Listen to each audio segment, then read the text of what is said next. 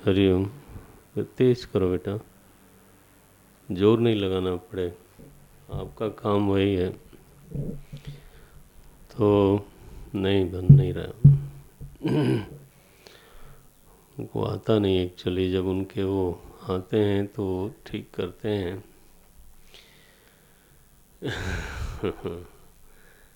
तो परसत पद पावन शोक नशावन प्रगट भई। तो मैं निवेदन कर रहा था कि बस दो वृत्तियां लेकर के चलती हैं। कब वो दिन आवेगा इसकी कोई उतावली नहीं है।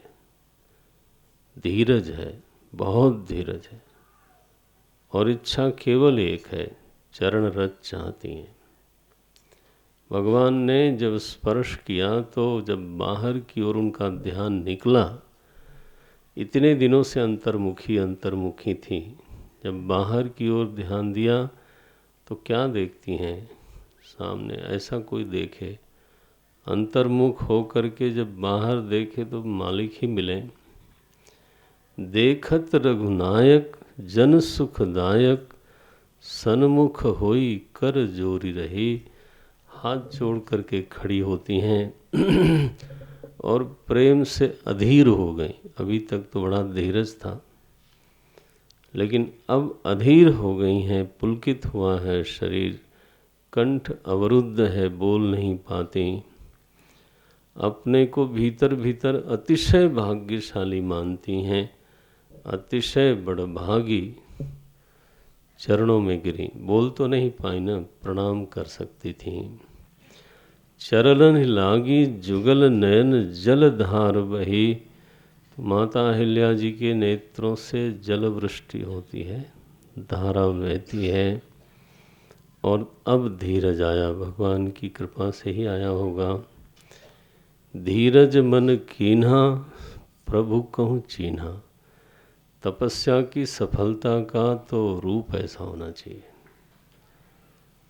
जब चित्त अंतर्मुख से बाहर की ओर प्रकट हो तो मालिक मिले, उनका प्रेम मिले। और लिखा प्रभु कहूँ चीन्हा, उनका ज्ञान हो, उनकी पहचान हो। धीरज मन कीन्हा प्रभु कहूँ चीन्हा। और भगवान ने आँखों से ही ऐसा देखा कि भगति पाई। अहिल्या जी के हृदय में भक्ति का उद्रेक हो गया है और अब स्तुति करती हैं। स्तुति कैसी है? अति निर्मल बानी। पंक्तियाँ देखें तो व्याख्या की जरूरत नहीं लगती। वाणी में कोई छल नहीं है, कोई स्वार्थ नहीं, कोई लोभ नहीं, किसी विकार की दुर्गंध नहीं है, केवल समर्पण। अति निर्मल बानी अस्तुति ठानी। और क्या बोलती हैं? ज्ञान गम्य जय रघुराई। ओहो, अहिल्या जी को बोलना चाहिए था परस गम्य। अहिल्या जी को बोलना चाहिए था कृपा गम्य, बोलना चाहिए था। लेकिन ऐसा नहीं बोलती हैं, सीधा सीधा बोलते हैं ज्ञान गम्य जय रघुराई। आपकी जय हो, आप ऋते ज्ञानात्म मुक्ति। बिना ज्ञान के आप पहचाने नहीं जाते, सामने खड़े रहते हो तब भी पहचाने नहीं जाते। हे रावण रिपु। अभी तो झगड़ा शुरू भी नहीं हुआ था, लेकिन अहिल्या जी की तपस्या से ज्ञान इस तरह का उनका निर्मल हो गया और दूर तक देखती हैं। रावण रिपु लिखा, मैं नारी अपावन प्रभु जग पावन। रावण रिपु जन सुखदाई। संतों के परित्राता हो आप, राजीव विलोचन भव भय मोचन।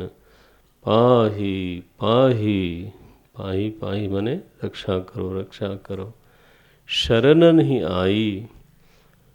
आज उनको लगता है कि गौतम ऋषि ने जो श्राप दिया था अच्छा ही किया था। मुनिश श्राप जो दीन्हा अति भल कीन्हा। परम अनुग्रह मैं माना, मैं तो अनुग्रह मानती हूँ क्योंकि उसी निमित्त से मुझे आपका दर्शन हुआ। देख्यूं भरी लोचन हरि भव मोचन, यही लाभ शंकर जाना। भगवान शंकर को जो लाभ मिला वो मुझे मिला। प्रभु मेरी विनती सुनिए, मैं कोई और वर मांगती नहीं हूँ। मेरा मन आपके भक्ति रस का भंवरा बन करके पान करे। जिस पद से गंगा धारा प्रकट हुई, जिस पद को ब्रह्मा जी ने विराट रूप जब लिया था आपने, तो पाद प्रक्षालन करके चरणामृत को कमंडलू में रखा था। बाद में गंगा जी बन के वो आई। बस वो चरण आपने मेरे सिर पे रखा है, इससे बड़ी कृपा मुझे तो क्या होगी। ऐसा कह करके जो उनको तो अभीष्ट वर था, अभीष्ट वर एक ही है, मेरा मन मधुप हो जाए और आपकी भक्ति रस का पान करे। पति लोग गई। ये अहिल्या जी के उद्धार का एक पूरा प्रकरण है, गोस्वामी जी ने लिखा। अहिल्या जी का जो आध्यात्मिक अभिप्राय है ना, फिर से आपको 23वें दोहे में जाना पड़ेगा। मैंने कहा था चाबी उधर है। रामचरितमानस में सूत्र रूप से बहुत सारी बातें नाम महिमा में ही की गई है। वो क्या बोलते हैं गोस्वामी जी वहाँ पे कि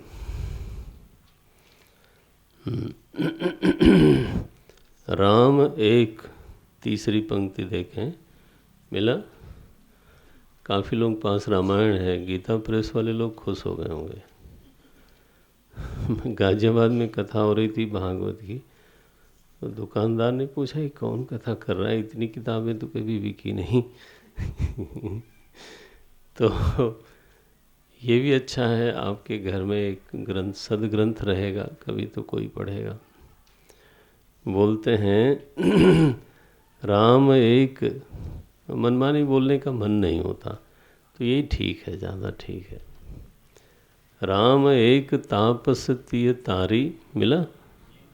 राम एक तापस तिय तारी, नाम कोटि खल कुमति सुधारी। ये सूत्र है। मैंने अध्यात्म में अहिल्या जी स्टैंड फॉर कुमति।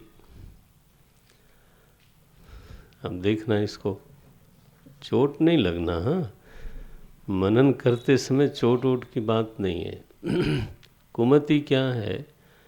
जो वस्तु को ठीक से न पहचान सके उसको बोलते हैं कुमति। तो गौतम ऋषि गए थे स्नान करने के लिए, मुर्गा बोल गया और उनको लगा कि प्रभात हो गया, तो गए स्नान करने के लिए। इस बीच में तो सौंदर्य पर मुग्ध है इंद्र, वो गौतम ऋषि का रूप लेकर के आता है। अहिल्या जी उसको पहचान नहीं पाई।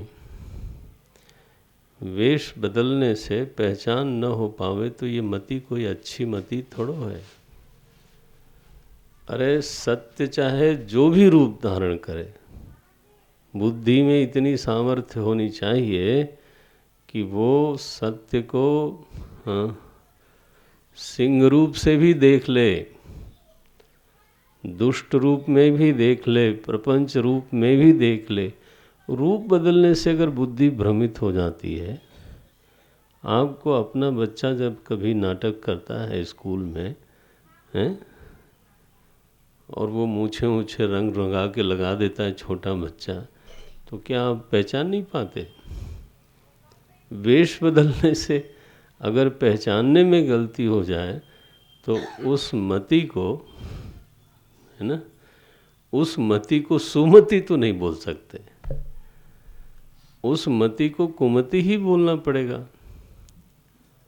अहिल्या जी की बुद्धि ने पहचान में गलती की,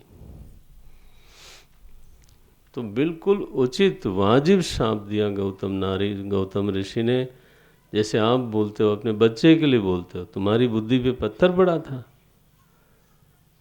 तो उन्होंने यही कहा जाओ पाषाण हो जाओ। अब अहिल्या जी को शाप लगा। अब कुमति के शुद्धिकरण का उपाय क्या? अंतर्मुखता।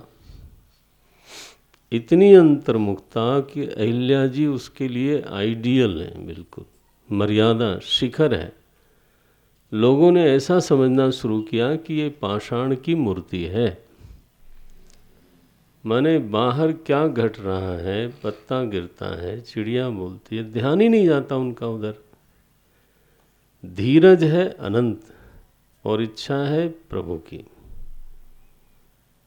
ये तपह जब करती है, इस तरह का जब तप बुद्धि करती है, तो जो कुमति बुद्धि है नारायण, उसको भगवान का स्पर्श जरूर मिलता है। कौन कराता है?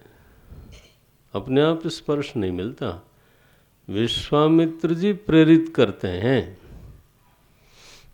कोई गुरु हो, कोई संत होवे, वो हमारी बुद्धि को चिन्मय ब्रह्म से स्पर्श कराता है। ये स्पर्श शब्द गीता में आया नहीं, स्फुरित हो रहा है। सुखेन ब्रह्म संस्पर्शम अत्यंतम सुखम अश्नुते। देखो, ब्रह्म संस्पर्शम भवति बुद्धे, बुद्धि का ब्रह्म संस्पर्श होता है। सद्गुरु की कृपा हो, उन्होंने उपदेश किया हो और तदनुसार कोई अंतःकरण, कोई बुद्धि साधना करे, धीरज से साधना करे। उतावली से तो होता नहीं कुछ। धीरज से साधना करे तो एक ऐसा समय आता है जब गीता जी में स्वयं लिखा सुखेन ब्रह्म संस्पर्शम, और जब स्पर्श हुआ बुद्धि चिन्मय तत्व के सम्मुख हुई। अभी तो जगत के सम्मुख है। सन्मुख होई कर जोरी रही। देखो पंक्ति कैसी है। सन्मुख होकर के बुद्धि बिल्कुल गल गई। वहां लिखा अत्यंतम सुखम अश्नुते। रामायण में लिखा अति प्रेम अधीरा पुलक शरीरा, मुख नहीं आवई वचन कही। हाँ, हुआ ना।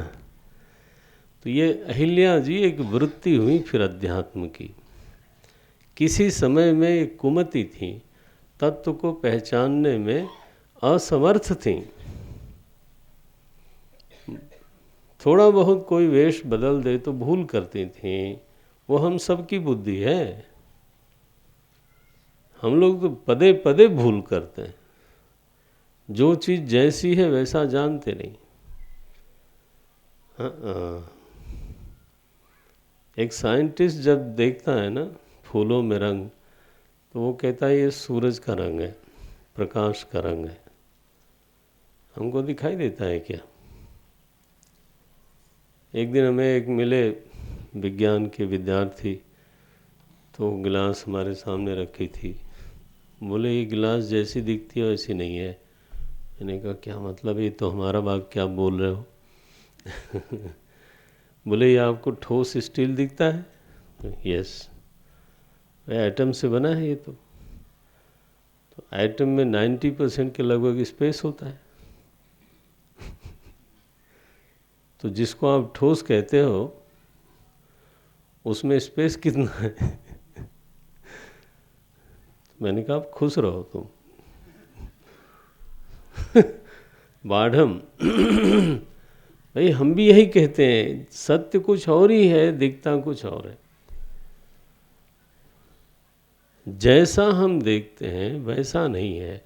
मैं ये नहीं कहता बौद्ध धर्म की तरह कि कुछ नहीं है, वहाँ कुछ और है, हम देखते कुछ और है। ये तो शून्यवाद थोड़ो है, ये तो अद्वैतवाद। तो कैसा बोलते हैं ये जब तक कुमति है ना तब तक यथार्थ दर्शन से चूकती रहती है। उसको साधना की जरूरत है, अतिशय साधना की जरूरत है। धीरज चाहिए, उसमें दो वृत्ति प्रधान रहती, धीरज और वर्ण, ठीक है। अंतर्मुखता, आप चाहें तो तीसरी बात कर लें। तीनों का जब समावेश हो, सम्मिश्रण हो, तो एक दिन विश्वामित्र जी खुद ही भगवान को लेके आते। बोले महाराज, चरण कमल रज चाहती कृपा करहु। तो विश्वामित्र जी कृपा करते हैं, भगवान को लेके आते हैं, स्पर्श कराते हैं। और इसलिए जब बोध हुआ ना उस अहिल्या वृत्ति को जो हमारे भीतर है, जो कुमति थी जो सुमति में बदल गई, तो उसने ज्ञान गम्य कहा, परस गम्य। हाँ, ये नहीं कहा मेरे सिर पे हाथ रखो महाराज जो शक्तिपात कर दो। अहिल्या जी की स्तुति ऐसी है, इसलिए मानस को पढ़ते समय जब आप अकेले भी पढ़ें तो थोड़ा सावधानी बढ़ा के पढ़ना चाहिए। अध्यात्म का ग्रंथ है ये। तो बोलते हैं ज्ञान गम्य जय रघुराई, और अब उनके सामने कुछ छिपा नहीं है। रावण रिपु पहले ही बोलते हैं, जन सुखदाई। अब तो मैं किसी और रस में रमण नहीं करना चाहती। पद कमल परागा रस अनुरागा मम मन मधुप। मेरा मन भौरे की तरह बस आसपास ही घूमता रहे, आपकी ओर रहे, तो प्रभु रस का पान करे, विषयोन्मुक्ता न होवे, बहिर्मुक्ता न हो, आत्मरमण बढ़े, यही मैं चाहती हूँ। उनको ये वर मिला। तुलसीदास जी महाराज टिप्पणी करते हैं, भगवान इस तरह के दीन बंधु हैं। तुलसी, तुम क्यों इधर उधर चीज़ों में भटकते रहते हो? क्यों नहीं भगवान की शरण लेते? तो ये अहिल्या जी का त्रेता में उद्धार हुआ, वो ठीक है अपनी जगह पर, लेकिन अध्यात्म में उनका निरंतर उद्धार करने की ज़रूरत रहती है। दो बातें हो गई। अब भगवान चलते हैं आगे। भगवती गंगा